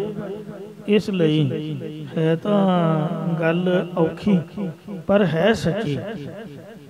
कोई धारे या ना धारे साडी कमजोरी है भई आपां संगत दे विच शब्द दा अभ्यास इन्ना चिर नहीं कर सकते, पर जे शब्द विच मन टिक जाए ते गुरु की संगत दे विच चित जुड़ जाए तां फिर ये जिहड़ा करड़ा जग है, मतलब मोह नूं मारना एक लोहे नूं मारन की तरह है। जिस तरह लोह भस्म होंदी है, सोना भस्म होंदी है, इनू मारना बड़ा औखा है। पर सुधे सीधी दंद तां मोमदे ने ते जिहदे ते कृपा हो जाए उन्होंने पता ही नहीं चलता, ते मोह महाराज आप कृपा करके खत्म कर देंदे, आप दे यतन नाल नहीं हुंदा। गुरु की कृपा नाल सब विधियां अपने आप बनदियां ने। सो जिन्हों महाराज ने तारना होवे ओहदे आप केयर करता है। सो वाहिगुरु के चरणों च इसलिए अरदास बेनती जरूरी है, लाजमी है। जदों तक कर्म माड़े आउण ताता मन मोह च बज के औगण भी कर दिंदा, विकार भी कर दिंदा, गात्रा भी ला दिंदा, केस भी कटा दिंदा, रब तो दूर चलिया जांदा। बंदे दे वस दी कोई बात नहीं। गलती इंसान नहीं, उहदे माड़े कर्म उहदे कोल कराउंदे ने। या चंगा कर्म कोई अगे आ जाए फिर सब कुछ उसी तरह ही अपने आप ही सुधर जाता। तो इसलिए महाराज के चरणों च अरदास बेनती जरूरी है। ये जिहड़े दंद ने संगत वाले, शब्द अभ्यास वाले, ये मोमदे ने, ते जिन्ना भी इहदा अभ्यास करांगे उहदे नाल सो जिवें आ जिहड़े निहंग सिंह ने कई गुरमुख पियारां दे अभ्यास बनिया, वो प्रतख दंदां दे नाल चार टैरी गड्डी खिंच के लोड की हुई दिखा देंगे, दंदा दे नाल ही उन्होंने खिंच लेंदे हन। उन्हां दा अभ्यास जो बनिया। पहलवान साढ़े को 10 किलो भर चुकना बड़ा औखा, 100 साई हो जाइदा, वो किन्ने किन्ने क्विंटल चुक देंदे क्योंकि अभ्यास जो बनिया खाड़े दे विच उन्हां दा। तो ये जिन्हां गुरमुखां ने शब्द का अभ्यास किया है उन्हां नूं सो जिहड़ा करड़ा जगत है, मोह है, वो मोम दे दंदां दे नाल सो शब्द दे अभ्यास करन तो ये नरम साधन ये नालों जित लेंदे, खा लेंदे ने। करड़े संसार नूं मोह नूं अभाव कर देंदे, इउं संसार दे मोह दी निवृत्ति कर लईदी है। शब्द कमाइया खाइया सार, इउं साध संगत जीओ उचारण करिए सतनाम श्री वाहिगुरु वाहिगुरु वाहिगुरु करदे रहिए। भावें घर दे विच कोठे ते चढ़ के करिए, कोठा भी एकांत ही है। तो इस वास्ते भावें आप दे कमरे च तो इंज थोड़ा बहुता समा पहला एकांत विच रहना पैंदा है, ते उहदे तो बाद मन टिक जाए फिर जिथे मर्जी तुरिया फिरे। पर कमाई करनी पैंदी है, जिस तरह मर्जी करो। पातशाह जी कहते ने जे तुसी लोहा खाना है तो अभ्यास तो करना पऊगा ही, एक वारी दे नाल तां कुछ बनना नहीं है। सारे लोग आपो अपना अभ्यास करते हैं, पहलवान करते हैं, भार खिंचण वाले करते हैं, जिहड़े दौड़ाक ने एक दिन दे विच ही थोड़ी दौड़ जित लैंदे ने, है भावें 100-200 मीटर 5-10 मिनटां दी हुंदी, पर दौड़ना तो डेली पैंदा है, साह आपदा पकाउणा पैंदा। तो इस तरह शब्द नूं कमाओ भाई, खाइया सार तां तुसीं संसार दे मोह रूपी लोहे नूं खाना करोगे। अंतर बाहर एको जाना, जिहड़ा कमाई ना करे उन्होंने कुछ पचदा, रोटी भी नहीं पचदी।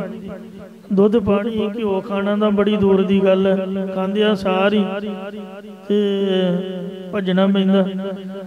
तो इस वास्ते मेदे की कमजोरी दूर हो जाए, थोड़ा बहुता कसरत वर्जिश की लोड़ होंदी, तो फिर जिन्ना मर्जी जिस तरह मर्जी खाई पी भी जाए, फिर कोई परवाह नहीं। तो इस तरह पहला तो कमाई करनी औखी हुई है, कदी कुछ कदी कुछ।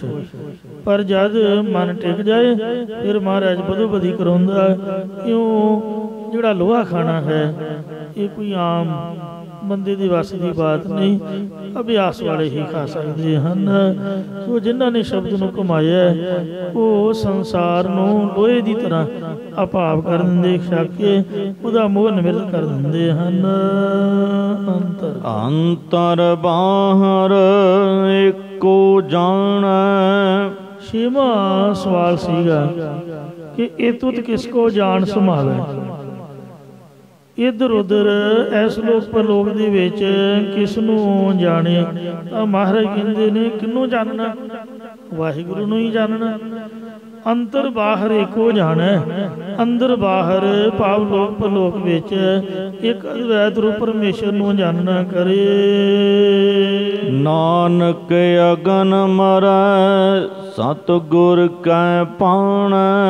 सतगुरु महाराज कथन करते ने कि सतगुरां दा भाणा मनने करके ही अग मरदी है।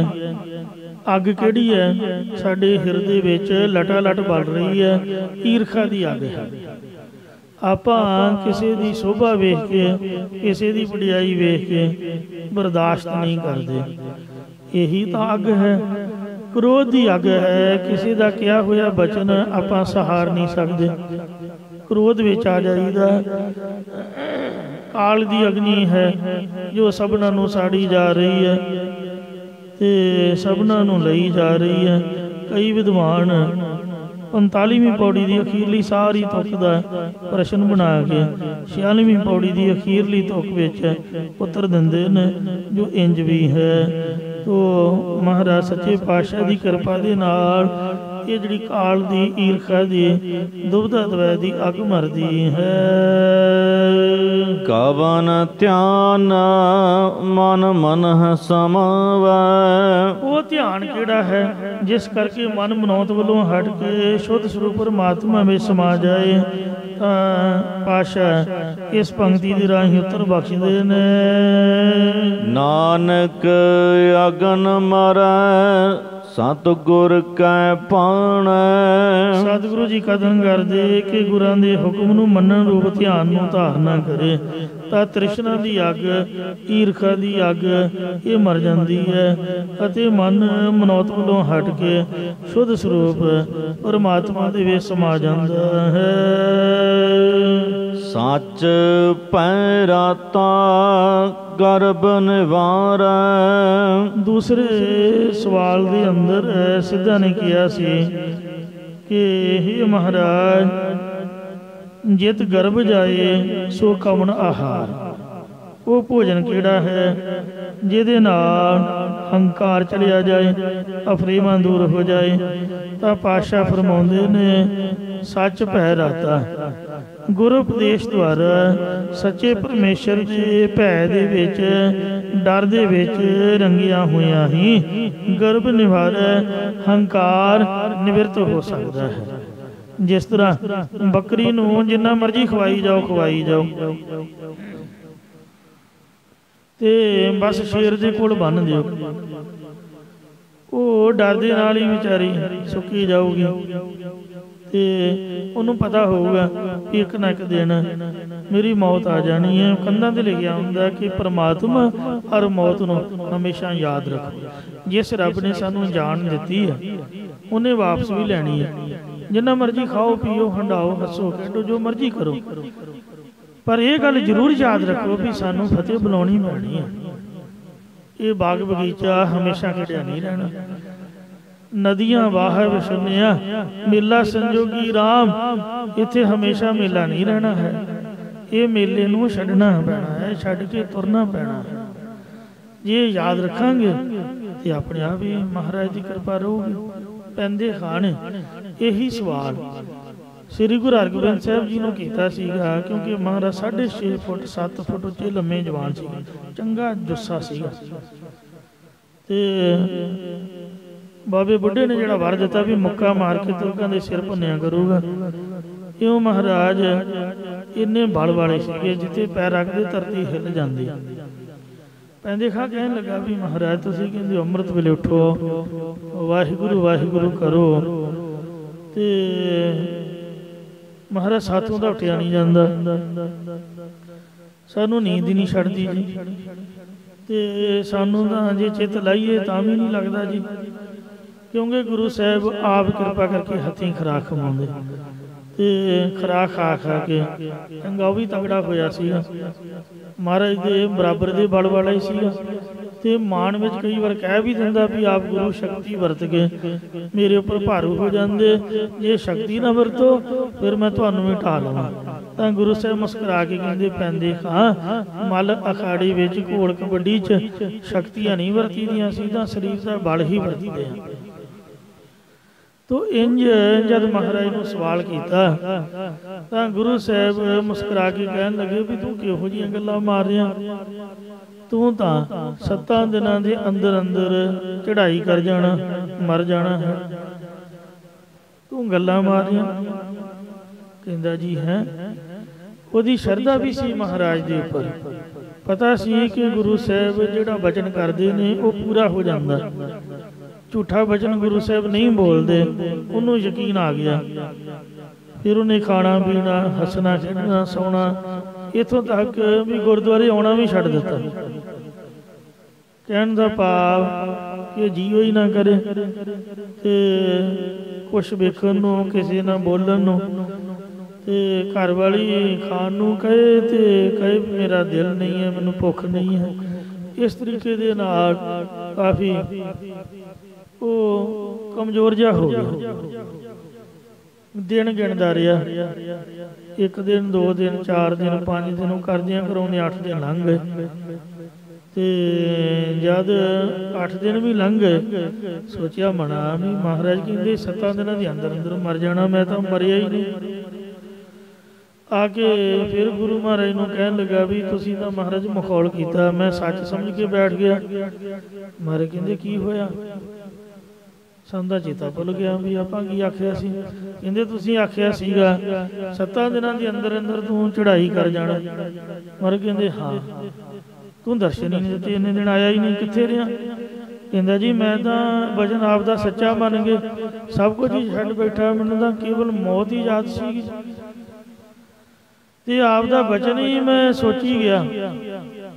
ਤੇ ਮਹਾਰਾਜ ਤੁਸੀਂ ਦੱਸ ਦਿੰਦੇ ਵੀ ਇਹ ਵਚਨ ਆਪਾਂ ਨੇ ਮਖੌਲ ਦੇ ਵਿੱਚ ਆਖਿਆ। ਗੁਰੂ ਸਾਹਿਬ ਕਹਿੰਦੇ ਵੀ ਆਪਾਂ ਮਖੌਲ ਨਹੀਂ ਕਰਦੇ, ਤੇ ਇਹਨੂੰ ਉਪਦੇਸ਼ ਦੇ ਕੇ ਸਮਝਾਇਆ। ਹੁਣ ਤੂੰ ਦੱਸ ਕਿ ਇੰਨੇ 7 ਦਿਨਾਂ ਦੇ ਵਿੱਚ ਕੋਈ ਵਿਕਾਰ ਦਾ ਚੇਤਾ ਆਇਆ? ਕਹਿੰਦਾ ਵਿਕਾਰ ਦੀ ਗੱਲ ਕਰਦੇ ਹੋ? ਮਹਾਰਾਜ ਨੂੰ ਕਹਿੰਦਾ ਸੀ ਨਾ ਵੀ ਇੰਨੇ ਬਲ ਵਾਲੇ ਹੋ, ਤੁਸੀਂ ਵਿਕਾਰਾਂ ਤੋਂ ਕਿਵੇਂ ਬਚ ਕੇ ਰਹਿੰਦੇ ਹੋ? ਤੇ ਸਾਥੋਂ ਦਾ ਬਚਿਆ ਨਹੀਂ ਜਾਂਦਾ। ਤੇ ਸੱਚੇ ਪਾਤਸ਼ਾਹ ਕਹਿੰਦੇ ਹੁਣ ਤੂੰ ਦੱਸ ਭਾਈ। ਕਹਿੰਦੇ ਜੀ ਵਿਕਾਰਾਂ ਦੀ ਗੱਲ ਤਾਂ ਕੀ ਕਹਿਣੀ, ਮੈਨੂੰ ਤਾਂ ਖਾਣ ਦਾ ਵੀ ਚੇਤਾ ਨਹੀਂ ਰਿਹਾ, ਮੈਂ ਤਾਂ ਸਭ ਕੁਝ ਹੀ ਛੱਡ ਬੈਠਾ। ਮਹਾਰਾਜ ਕਹਿੰਦੇ ਇਸੇ ਤਰ੍ਹਾਂ ਤੂੰ 7 ਦਿਨ ਜਿਸ ਡਰ ਦੇ ਵਿੱਚ ਰਿਹਾ ਹੈ, ਜੇ ਤਾਂ ਕਿਸੇ ਨੂੰ ਆਖੋ ਇਹ ਹੱਥ ਧੋ ਕੇ ਗੁਰੂ ਸਾਹਿਬ ਨੂੰ ਲਾਉਣੇ ਨੇ, ਆਪਾਂ ਤਾਂ ਚੌਰ ਵਾਲੇ ਜਿਹੜੇ ਹੱਥ ਨੇ ਤੇ ਉਹ ਵੀ ਪ੍ਰਸ਼ਾਦ ਨੂੰ ਨਹੀਂ ਲਾਈਦੇ, ਕਿਉਂਕਿ ਚੌਰ ਦੀ ਡੰਡੀ ਦੇ ਵਿੱਚ ਹੱਡੀ ਹੁੰਦੀ ਹੈ, ਪਹਾੜੀ ਗਾਂ ਦੀ ਇਹ ਪੂਛ ਹੈ, ਇਹ 'ਚ ਹੱਡੀ ਹੁੰਦੀ ਹੈ। ਤੇ ਨਾਨਕਸਰ ਵਾਲੇ ਮਹਾਂਪੁਰਖ ਤਾਈਓ ਮੋਰ ਦੇ ਖੰਭਾਂ ਦਾ ਚੌਰ ਵਰਤਦੇ ਨੇ। ਗੁਰੂ ਸਾਹਿਬ ਨੇ ਤਾਂ ਆਖਿਆ ਕੇਸਾਂ ਕਾ ਕਰ ਚਬਰ ਢਲਾਵਾ, ਚਰਨ ਧੂੜ ਮੁਖ ਲਾਈ। ਤੋ ਇਸ ਤਰੀਕੇ ਦੇ ਨਾਲ ਸੁਚਮਤਾ ਦੀ ਗੱਲ ਕਰੋ, ਤੇ ਲੋਕ ਝਾਟੀ ਕਹਿ ਦਿੰਦੇ ਨੇ ਬਿਨਾਂ ਹੀ ਸੋਚਣ ਤੋਂ ਬ੍ਰਾਹਮਣ ਰੀਤੀ, ਬ੍ਰਾਹਮਣ ਰੀਤੀ। ਤੇ ਕਈ ਲਿਖ ਕੇ ਵੀ ਕਮੈਂਟ ਕਰ ਦਿੰਦੇ ਹੈ ਇਹ ਰਹਿਤ ਗੁਰੂ ਸਾਹਿਬ ਦੀ। ਕਲਗੀਧਰ ਦੇ ਬਚਨ ਨੇ ਰਹਿਣੀ ਰਹਿ ਸੋਈ ਸਿੱਖ ਮੇਰਾ, ਉਹ ਸਾਹਿਬ ਮੈਂ ਉਸਕਾ ਚੀਰਾ। ਰਹਿਤ ਬਿਨਾ ਨੇ ਸਿੱਖ ਕਹਾਵੇ, ਰਹਿਤ ਬਿਨਾ ਨੇ ਚੋਟਾਂ ਖਾਵੇ। ਉਹ ਨਾ ਪ੍ਰਸ਼ਾਦ ਵਰਤਾਉਣ ਲੱਗਿਆ ਮੂੰਹ ਢੱਕ ਲਓ, ਕੱਪੜਾ ਬੰਨ੍ਹ ਲਓ, ਜਾਂ ਲੰਗਰ ਵਰਤਾਉਣ ਦੀਆਂ ਗੱਲਾਂ ਨਾ ਕਰੋ, ਥੁੱਕ ਪੈਂਦੇ ਨੇ, ਕਹਿਣਗੇ ਬ੍ਰਾਹਮਣ ਰੀਤੀ। ਤੇ ਜਦ ਹੁਣ ਕਰੋਨਾ ਦਾ ਮਤਲਬ ਕਿ ਮੌਤ ਦਾ ਖਦਸ਼ਾ ਹੈ, ਪਤਾ ਵੀ ਮਰ ਜਾਣਾ, मौत तो डरते आप ये सब कुछ कर रहे हैं, कभी सैनीटाइज करते हैं, कभी कुछ करते हैं। गुरु साहब ने तो पहले ही आख्या भी हाथ नहीं मिलाना, वाहिगुरु जी का खालसा ते वाहिगुरु जी की फतेह बुलाओ, शुरू तो ही मर्यादा है। तो पहला लोग गुस्सा करते भी वेखो जी ये तो हाथ ही नहीं मिलाते। मौत तो डरते असीं सब कुछ करने लिए तैयार हाँ, क्योंकि डर जूआ भी मर जाना, पर गुरु की गल मनण वास्ते तैयार नहीं। जिन्ना मौत तो डरते हैं जी इन्ना गुरु तो डरीए तो अपने आप ही अफरेवा खत्म हो जाए, खाना पीना अपने आप ही सही हो जाए। यही खाना सही है जो परमेश्वर के भय दे विच, गुरु के डर दे विच रह के छकना है। मतलब रब ने शरीर खाण पीण हसन खेडण मौजां मस्तियां मानण वास्ते होइयां कि नहीं पार्टियां पुलटियां बंद, आ पैलसां दे खर्चे। जे बंदा कोई आखे तो फिर कहना भी साड़ी खुशी च विघन पा रहे। एक साडा सिंह ही कुट कत्या फतेहगढ़ साहब का हैड ग्रंथी, उन्हें पोस्ट भी पाई सी, सिर फिरिया किते कह बैठा भाई साहिबजादियां दा स्थान ते दिन दसंबर दे चल रहे, तुसीं अद्धी रात डम डम ठा ठा हुण ते बंद कर दिओ। उन्हें होर तां कुछ वेख्या जाख्या नहीं, तो ड्रिंक ड्रुंक की उन्होंने फड़ के कहन लगे तुम दस दियाँ पता तू साड़ी खुशी च आके विघन पा रहा, तो उन्होंने मर्यादा हुण असीं समझाउंदे वो बेचारे की बेदबी कर दी। हुण कोई बंदा पूछे मैनू माफ़ करना, ये कोई मखौल या कोई इस तरह की बात नहीं, गल चल रही है डर दी। गुरुद्वारा 5 फेस के बिल्कुल फ्रंट साइड उधर कथा शुरू होनी। कई बार सिंह मैनू याद कर लेंदे तो वो कथा वा छुट्टी से गया तो मैं कथा करदा, 4-5 दिन बड़े औखे निकले। उधर उन्हों का राग रंग शुरू हो जाना, उधर कथा कीर्तन का टाइम होना, ना कोई कह सके क्योंकि सड़क तो पार जगह उन्होंने आप दी। तो इस वास्ते दुनिया वो नहीं मनती। हुण मौत का खतरा है तो सारे कहेंगे भी हाँ बरातीए 5 होने चाहिए, हाँ जी ठीक है जी, खाना दाना सही होना चाहिए, पैलस पुलस सब खत्म। तो जे महाराज की गल मन लीए तो कितना चंगा हो गया दसो भाई, पर गुरु की गल मनण वास्ते आपां तैयार नहीं। पातशाह जी कहते ने अफरेवा हंकार की निवृत्ति तां दूर हुंदी है, सच पै राता झूठे डर दे विच ना रती है। डीसी आ गए पुलिस वाले आके केस पा देणगे इन्नी धारा का ते इन्ना जुर्माना कर देणगे, अगले कहंदे ने भी इन्ने तुहानूं जुर्माना पावांगे, नहीं तां चुप करके बैठ जाओ। उन्हां दे झूठे डर नूं तां आपां मन्नण नूं तैयार हां, पर सच भैरा तां सच्चे दे डर तो आपां लांभे गए। महाराज सच्चे पातशाह के डर दे विच वेखो सूरज भी है, चंद्रमा भी है। असी बंदे किन्ने निकम्मे आ, सिख खवा के भी महाराज का डर नहीं मानते। पै विच पवन वह सदवाओ, पै विच चले लख दरियाओ। ते इस पंक्ति दे अपना पौड़ी दे विच महाराज ने आख्या है कि पै विच सूरज पै विच चंद को करोड़ी चलतना, पर असी ही इंसान इन्ने ढीठ आ भी गुरु के सिख खमाउंदे होए भी गुरु साहब के डर ते पै तो मुक्त हाँ। वही नक सुन की जावांगे, रमाल नाल पूंज पांज के जेब च पा के उस तरह गुड़के नूं लाई जाना। उस तरह ही गुड़का पुट्ठा सीधा थले रखिया, मत्था टेकन लग्या भी उन्होंने गुड़के नूं भी नाल ही उस तरह पैर पलोसी जावांगे, उस तरह कन्न च खुरकी जावांगे। जे करोना का डर है फिर कहना दस्ताने पाओ। तो इस वास्ते गुरु साहब कृपा करन, सच भै राता जे सच्चे परमेश्वर के डर में रंगे जाइए तो कितनी कृपा होवे, गर्भ निवारै साडा हंकार निवृत्त हो सकता है। जिहड़ी डॉक्टर की सफाई है वो तो सानू मौत तो बचाउंदी है। आ किसी ने कैंप लाया सीगा ते कैंप दे विच उं ही ऑपरेशन कर सुटे तो सारे अन्ने हो गए। माफ़ करना सच्ची खबर सी, माइया बीबियां बजुर्ग जिन्होंने ने ऑपरेशन कराए क्योंकि वो सफाई नहीं सी। फिर बकायदा कानून बनया भी कैंप लाओ सही ते मरीजों को ट्रेस करके किसी ओटी दे विच जिथे सफाई हो, वो आपदे कपड़े भी उतार के भावें नहा धो के जाते जुत्ती ला के फिर मरीज नूं दस्तानियां नाल पता नहीं 100 वार दस्तानियां नूं भी हत्थां नूं धोंदे। वो तो मौत तो डरदे आ ते आपां डॉक्टरां नूं कहंदे आ भाई सही तरीके नाल इलाज करियो ते जिथे गुरु की मर्यादा है ਕੜਾ ਪ੍ਰਸ਼ਾਦ ਨੂੰ ਲੰਗਰ ਨੂੰ ਗੁਰੂ ਸਾਹਿਬ ਨੇ ਭੋਗ ਲਾਉਣਾ ਹੈ। ਹਰ ਗੁਰੂ ਤੋਂ ਸੋ ਮਹਾਰਾਜ ਨੇ ਆਪ ਤੋਂ ਵੱਧ ਸੰਗਤਾਂ ਨੂੰ ਸਤਿਕਾਰ ਦਿੱਤਾ। ਸੰਗਤਾਂ ਦੀ ਸੇਵਾ ਦੇ ਵਿੱਚ ਆਪਾਂ ਹਾਜ਼ਰ। ਆਪਣੇ ਘਰ ਆਪਣੇ ਕਮਰੇ 'ਚ ਆਪਣੇ ਲਈ ਬੰਦਾ ਜੋ ਮਰਜ਼ੀ ਕਰੇ, ਪਰ ਪਬਲਿਕ ਵਾਸਤੇ ਗੁਰੂ ਘਰ ਦੇ ਵਿੱਚ ਗੁਰੂ ਕੀ ਸੰਗਤ ਵਾਸਤੇ ਜੋ ਗੁਰੂ ਦੀ ਮਰਿਆਦਾ ਹੈ, ਜੇ ਲਿਖਿਆ ਵੀ ਲੰਗਰ ਗੁਰੂ ਕਾ ਤੇ ਮਰਿਆਦਾ ਵੀ ਗੁਰੂ ਦੀ ਹੈ।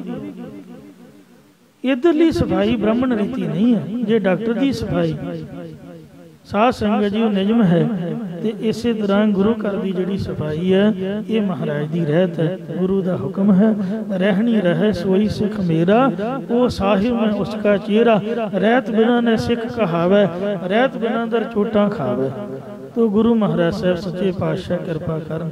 ਆ ਜਿਹੜੀਆਂ ਉਂਗਲਾਂ ਛਾਪਾਂ ਪਾਈਆਂ ਹੁੰਦੀਆਂ, ਮੰਮੀ ਤੁਹਾਡੇ ਨਾਲ ਹੀ ਆ, ਘੜੀ ਤਾਂ ਮੰਮੀ ਬੰਨੀ ਹੋਈ ਆ, ਆ ਗੇਟ ਦੇ ਨਾਲ ਹੀ ਆ ਸ਼ਰਮਾ ਵਾਚ ਸ਼ੌਪ ਹੈ। ਤੇ ਇਹਨੇ ਮੈਨੂੰ ਬੜਾ ਝਿੜਕਿਆ। ਮੈਂ ਕਿਹਾ ਜੀ ਗਲਤੀ ਹੈ। ਘੜੀ ਰੁਕ ਗਈ, ਫੜਦਿਆਂ ਸਾਰੀ ਕਹਿੰਦਾ ਬਾਬਾ ਜੀ ਚੰਗੇ ਹੋ ਤੁਸੀਂ, ਉਹ ਭਾਵੇਂ ਸਾਬਣ ਲਾ ਕੇ ਧੋਈ ਦੀ ਹੈ ਤੇ ਪਰ ਕਹਿੰਦੇ ਮੈਲ ਤਾਂ ਕੱਢੀ ਨਹੀਂ ਹੋਈ। ਕਿੰਨੀ ਮੈਲ ਘੜੀ ਵਿੱਚ ਫਸੀ ਹੋਈ ਹੈ। ਘੜੀ ਪਾ ਕੇ ਵੀ ਪ੍ਰਸ਼ਾਦ ਵਰਤਾਉਣਾ ਵਿਵਰਜਿਤ। ਜਿਹੜੀਆਂ ਛਾਪਾਂ ਨੇ, ਛੱਲੇ ਨੇ, ਕੜੇ, ਮੁੰਦਰੀਆਂ, ਜਦ ਆਪਾਂ ਟੋਲਟ ਜਾਂਦੇ ਆ, ਕਿਰਿਆ ਕਰਮ ਕਰਦੇ ਆ, ਤੇ ਉਹ ਸਾਫ ਸਫਾਈ ਥੋੜ੍ਹਾ ਹੁੰਦੀ ਆ। ਉਹ ਕਿਵੇਂ ਸਾਫ ਹੋਣਗੇ? ਉਹ 'ਚ ਸਰਾਖਾਂ ਦੇ ਵਿੱਚ ਮੈਲ ਜੰਮ ਜਾਂਦੀ ਆ। ਇਸ ਤਰੀਕੇ ਦੇ ਨਾਲ ਇਹ ਗੁਰੂ ਮਹਾਰਾਜ ਦੀ ਮਰਿਆਦਾ ਹੈ। ਸੱਚੇ ਪਾਤਸ਼ਾਹ ਕਹਿੰਦੇ ਨੇ ਸੱਚ ਪੈਰਾਤਾ। ਗੁਰੂ ਮਹਾਰਾਜ ਦੇ ਉੱਪਰ ਥੁੱਕ ਨਾ ਪਵੇ। ਰਾੜਾ ਸਾਹਿਬ ਵਾਲੇ, ਨਾਨਕਸਰ ਵਾਲੇ ਮੂੰਹ ਬੰਨ ਕੇ ਮਹਾਰਾਜ ਦੀ ਹਜ਼ੂਰੀ 'ਚ ਬੈਠਦੇ ਨੇ। ਗੁਰੂ ਕੇ ਲੰਗਰ ਦੇ ਵਿੱਚ ਸਤਿਨਾਮ ਵਾਹਿਗੁਰੂ ਦਾ ਜਾਪ ਜਪਦੇ ਆ, ਜਾਂ ਚੁੱਪਚਾਪ ਤੇ ਸੇਵਾ ਦੇ ਵਿੱਚ। ਆ ਜਿਹੜੇ ਮੋਬਾਈਲ ਨੇ, ਜਿੰਨੇ ਗੰਦੇ ਮੋਬਾਈਲ ਨੇ, ਮੈਂ ਸਮਝਦਾ ਵੀ ਕੋਈ ਹੋਰ ਚੀਜ਼ ਹੈ ਹੀ ਨਹੀਂ। ਖਾਣ ਵਾਲੀ ਚੀਜ਼ ਨੂੰ ਮੋਬਾਈਲ ਵਾਲਾ ਹੱਥ ਲਾਉਣਾ ਵੀ, ਲੰਗਰ ਵਰਤਾਉਂਦੀਆਂ, ਪ੍ਰਸ਼ਾਦ ਵਰਤਾਉਂਦੀਆਂ, ਇਹ ਕੋਈ ਬ੍ਰਾਹਮਣ ਰੀਤ ਨਹੀਂ, ਇਹ ਗੁਰੂ ਦੀ ਮਰਿਆਦਾ ਹੈ। ਸੱਚ ਪੈਰਾਤਾ। ਜੇ ਸੱਚੇ ਪਰਮੇਸ਼ਰ ਦੇ ਡਰ ਦੇ ਵਿੱਚ ਰੰਗੇ ਰਹਾਂਗੇ ਤਾਂ ਗਰਭ ਨਿਵਾਰ ਹੰਕਾਰ ਨਿਵਰਤ ਹੋ ਸਕਦਾ ਹੈ। ਏਕੋ ਜਾਤਾ ਸ਼ਬਦ ਵਿਚਾਰੈ। ਜਿਸ ਕਰਕੇ ਜੀਵ ਇੱਕ ਪਰਮੇਸ਼ਰ ਨੂੰ ਜਾਣਦਾ ਅਤੇ ਗੁਰ ਉਪਦੇਸ਼ ਨੂੰ ਵਿਚਾਰਦਾ। ਇਉਂ ਗੁਰ ਸ਼ਬਦ ਦਾ ਵਿਚਾਰ ਰੂਪੀ ਭੋਜਨ ਕਰਨ ਨਾਲ ਹੰਕਾਰ ਦੂਰ ਹੋ ਜਾਂਦਾ ਹੈ। ਮੈਂ ਸ਼ੁਰੂ ਤੋਂ ਹੀ ਗੁਰੂ ਮਹਾਰਾਜ ਦੀ ਕਿਰਪਾ ਨਾਲ ਲਿਟਰੇਚਰ ਦੇ ਵਿੱਚ ਜੁੜਿਆ ਰਿਹਾ ਹਾਂ। ਇੱਕ ਵਾਰ ਚਤਰ ਸਿੰਘ ਜੀਵਨ ਸਿੰਘ ਗੁਰਮੁਖ ਪਿਆਰੇ ਉਹਨਾਂ ਕੋਲ ਬੈਠਾ ਸੀਗਾ, ਤੇ ਕਿਸੇ ਪ੍ਰੇਮੀ ਨੂੰ ਦਰਸ਼ਨ ਕਰਾ ਰਹੇ ਸੀ ਪਾਵਨ ਸਰੂਪ ਦੇ। ਗੱਲ ਚੱਲ ਪਈ ਪੱਕੀ ਸ਼ਾਹੀ ਤੇ ਕੱਚੀ ਸ਼ਾਹੀ ਦੀ। ਉਹਨਾਂ ਮੇਰੇ ਸਾਹਮਣੇ ਕੀ ਕੀਤਾ, ਕਹਿੰਦੇ ਆ ਵੇਖੋ ਉਂਗਲ ਮੇਰੀ ਬਿਲਕੁਲ ਸਾਫ਼ ਹੈ, ਤੇ ਆਪਦੇ ਕੇਸਾਂ ਨੂੰ ਜਿਨ੍ਹਾਂ ਨੂੰ ਤੇਲ ਲੱਗਾ ਹੁੰਦਾ, ਉਂਗਲ ਨਾਲ ਤੇਲ ਲਾ ਕੇ, ਯਾਨੀ ਕੇਸਾਂ ਨੂੰ ਘਸਾ ਕੇ, ਕਹਿੰਦੇ ਵੀ ਹੈ ਤਾਂ ਗਲਤੀ, ਪਰ ਮੈਂ ਤੁਹਾਨੂੰ ਇੱਕ ਪ੍ਰੈਕਟੀਕਲ ਦਿਖਾਉਂਦਾ। ਆ ਵੇਖੋ ਕਿੰਨਾ ਵਧੀਆ ਪੇਪਰ, ਕਿੰਨੀ ਪੱਕੀ ਸ਼ਾਹੀ ਹੈ। ਜਦ ਉਹਨਾਂ ਮਹਾਰਾਜ ਦੇ ਅੱਖਰ ਤੇ ਸ਼ਾਹੀ ਤੇ ਮਾਰੀ ਉਂਗਲ, ਤੇ ਉਹ ਉਂਗਲ ਕਾਲਖ ਨਾਲ ਭਰ ਗਈ। ਕਹਿੰਦੇ ਵੇਖ ਲਓ, ਜਿੰਨੀ ਮਰਜ਼ੀ ਸ਼ਾਹੀ ਪੱਕੀ ਹੋਵੇ, ਜੇ ਥੰਧਿਆਈ ਵਾਲਾ ਹੱਥ ਆਪਾਂ ਪੋਥੀ ਸਾਹਿਬ ਨੂੰ ਜਾਂ ਗੁਰੂ ਸਾਹਿਬ ਨੂੰ ਲਾ ਦਾਂਗੇ, ਪਾਠੀ ਐਡੇ ਨਿਕੰਮੇ ਹੁੰਦੇ। ਉਹ ਤੁਸੀਂ ਵੇਖਿਆ ਹੋਊਗਾ, ਮੈਂ ਤਾਂ ਵਾਚ ਕਰਦਾ, ਸੁਖਮਨੀ ਸਾਹਿਬ ਵਾਲੇ ਪੱਤਰੇ ਤੇ 12ਵਾਂ ਵਾਲੇ ਪੱਤਰੇ ਤੇ ਹੁਕਮਨਾਮੇ ਵਾਲੇ ਪੱਤਰੇ ਪਾਠੀਆਂ ਨੇ। ਸਾਡੇ 'ਚ ਗਲਤੀ ਹੈ, ਪ੍ਰਸ਼ਾਦ ਵਾਲੇ ਹੱਥ ਲਾ ਲਾ ਕੇ ਤੇ ਉਹਨਾਂ ਨੂੰ ਖਰਾਬ ਕੀਤਾ ਹੁੰਦਾ। ਉੱਤੇ ਦਾਗ ਪਏ ਹੁੰਦੇ ਨੇ, ਸ਼ਾਹੀ ਜਿਹੜੀ ਹੈ ਉਹ ਕਸਾਈ ਹੁੰਦੀ ਹੈ, ਤੇ ਬੜਾ ਕੁਛ। ਤੇ ਇਸ ਵਾਸਤੇ ਮਹਾਰਾਜ ਨੂੰ ਠੰਡੇ ਵਾਲੇ ਹੱਥ, ਮਿੱਠੇ ਵਾਲੇ ਹੱਥ, ਜਾਂ ਆਪਦੇ ਸਰੀਰ ਨੂੰ ਖਾਰਸ਼ ਕਰਕੇ ਇਸੇ ਲਈ ਗਲ 'ਚ ਪਰਨਾ ਹੁੰਦਾ। ਤੋ ਨਹੀਂ ਤਾਂ ਇੱਕ ਸੁੰਦਰ ਰੁਮਾਲ ਸਾਹਿਬ ਦੀ ਵਰਤੋਂ ਕਰਨੀ ਚਾਹੀਦੀ ਹੈ। ਜੇ ਗੁਰੂ ਸਾਹਿਬ ਨੂੰ ਇਸ ਤਰ੍ਹਾਂ ਦੇ ਐਰਾ ਗੈਰਾ ਹੱਥ ਲਾਵਾਂਗੇ ਤਾਂ ਮਹਾਰਾਜ ਦੇ ਚਰਨਾਂ ਵਿੱਚ ਬੈਠ ਕੇ ਸਮਝ ਲਓ ਵੀ ਆਪਾਂ ਗੁਨਾਹ ਕਰ ਰਹੇ ਹਾਂ, ਫਲ ਦੀ ਬਜਾਏ ਸਾਨੂੰ ਪਾਪ ਲੱਗੂਗਾ। ਇਹ ਗੱਲਾਂ ਤਾਂ ਹੈ ਛੋਟੀਆਂ ਛੋਟੀਆਂ ਪਰ ਹੈ ਵਿਚਾਰਨ ਵਾਲੀਆਂ। ਪਾਤਸ਼ਾਹ ਜੀ ਕਥਨ ਕਰਦੇ ਹਨ, ਏਕੋ ਜਾਤਾ ਸ਼ਬਦ ਵਿਚਾਰੈ। ਸੋ ਜਿਸ ਕਰਕੇ ਜੀਵ ਇੱਕ ਪਰਮੇਸ਼ਰ ਨੂੰ ਜਾਣਦਾ ਹੈ, ਜਦ ਹੰਕਾਰ ਦੀ ਨਿਵਰਤੀ ਹੋ ਜਾਏ ਤੇ ਗੁਰ ਉਪਦੇਸ਼ ਨੂੰ ਵਿਚਾਰਦਾ, ਕਿਉਂ ਗੁਰ ਸ਼ਬਦ ਦਾ ਵਿਚਾਰ ਰੂਪੀ ਭੋਜਨ ਕਰਨ ਨਾਲ ਹੰਕਾਰ ਦੂਰ ਹੋ ਜਾਂਦਾ ਹੈ। ਜੇ ਵਿਚਾਰ ਨਹੀਂ ਕਰਾਂਗੇ ਤੇ ਆਪਦੇ ਮਾਣ ਵਿੱਚ ਰਹਾਂਗੇ ਤੇ ਫਿਰ ਹੰਕਾਰ ਦੀ ਨਿਵਰਤੀ ਹੋਣੀ ਅਸੰਭਵ ਹੈ। ਇਸ ਵਾਸਤੇ ਗੁਰਮਤਿ ਵਿਚਾਰ ਦੇ ਦੁਆਰਾ ਹਉਮੈ ਹੰਕਾਰ ਦਾ ਨਾਸ਼ ਹੁੰਦਾ ਹੈ। ਸ਼ਬਦ ਵਸੈ ਸਚ ਅੰਤਰਹੀਆ।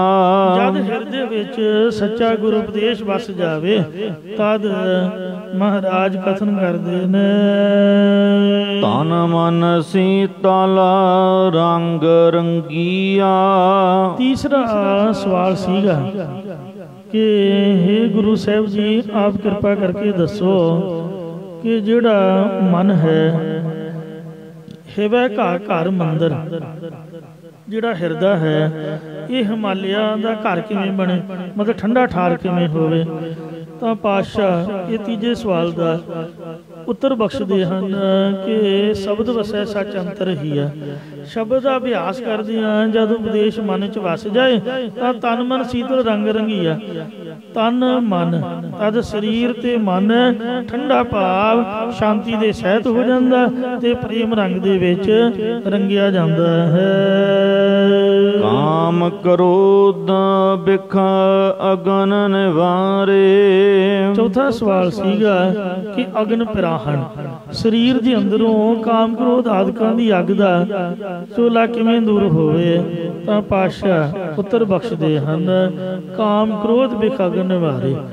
ਇਹ ਭਾਈ ਤਦ ਹੀ ਜੇ ਅਸੀਂ ਸ਼ਬਦ ਨੂੰ ਹਿਰਦੇ 'ਚ ਵਸਾਵਾਂਗੇ, ਤਨ ਮਨ ਠੰਡਾ ਹੋਊਗਾ, ਤਾਂ ਹੀ ਕਾਮ ਕ੍ਰੋਧ ਆਦਿਕ ਵਿਸ਼ਿਆਂ ਦੀ ਅੱਗ ਦਾ ਚੋਲਾ ਨਿਵਰਤ ਹੁੰਦਾ ਹੈ।